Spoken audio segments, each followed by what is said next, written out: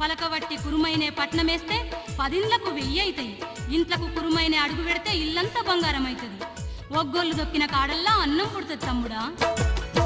అక్కను సెలవడిగి మల్లయ్య దేవుడు అక్కడి నుంచి గదిలి కొల్లాపూరి చేరి తల్లి నీలమ్మకు తల వంచి దండమని బండారి చూపించే ఆ దేవజంగముడు.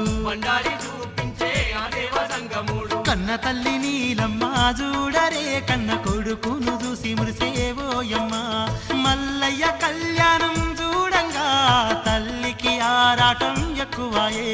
మల్లయ్య కళ్యాణం చూడంగా తల్లికి ఆరాటం ఎక్కువాయే.